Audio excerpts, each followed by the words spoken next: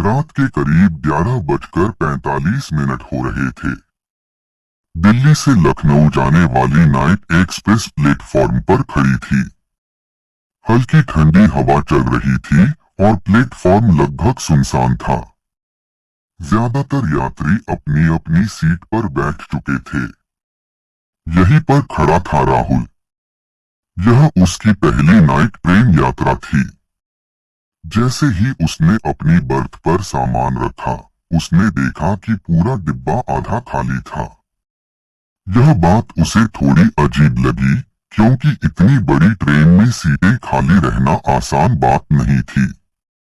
उसके सामने बैठे एक बुजुर्ग मुस्कुराए और धीमी आवाज में बोले, बेटा हैरान मत हो, ये डिब्बा अक्सर खाली ही रहता है। राहुल ने उत्सुकता से पूछा, क्यों? बुजुर्ग का चेहरा अचानक गंभीर हो गया। उन्होंने धीमे से कहा, कुछ बातें जानकर अच्छा नहीं लगता, चुप रहो।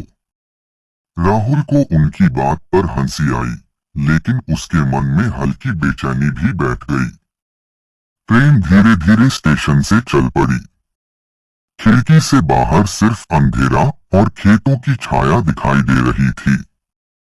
राहुल बाहर देख ही रहा था कि अचानक उसे खिड़की के शीशे पर किसी और का चेहरा। उसने तुरंत पीछे मुड़कर देखा, लेकिन वहां कोई नहीं था।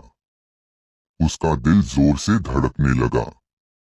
उसने खुद को समझाया कि शायद थकान के कारण उसे भ्रम हो रहा है। कुछ देर बाद सामने वाली बर्थ पर बैठे यात्री ने अचानक अपना सामान उठाया और दूसरे डिब्बे की तरफ चला गया। धीरे धीरे पूरा सेक्शन खाली हो गया। अब सिर्फ राहुल और वो बुजुर्ग ही बचे थे। आधी रात को ट्रेन एक पुराने स्टेशन पर रुकी। स्टेशन का नाम था छायापुर। यहाँ सब कुछ अजीब सा था। टूटी हुई बेंचें, जलती बुझती लाइटें और प्लेटफॉर्म पर पसरा सन्नाटा। राहुल खिड़की से बाहर झांक रहा था कि अचानक उसने देखा प्लेटफॉर्म पर एक औरत खड़ी थी। सफेद साड़ी में, खुले बाल और चेहरा धुंध से ढका हुआ।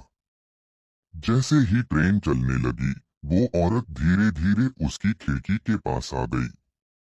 राहुल के रोंगटे खड़े हो गए। उसने तुरंत पर्दा खींच लिया और बैठ गया। थोड़ी देर बाद राहुल ने महसूस किया कि कोई उसके सामने वाली बर्थ पर बैठ गया है। उसने धीरे से पर्दा हटाकर झांका और उसके पैरों तले जमीन खिसक गई। वो वही औरत थी। सफेद साड़ी में, नीले होंठ और पूरी तरह काली आंखें। वो लगातार उसकी तरफ देख रही थी।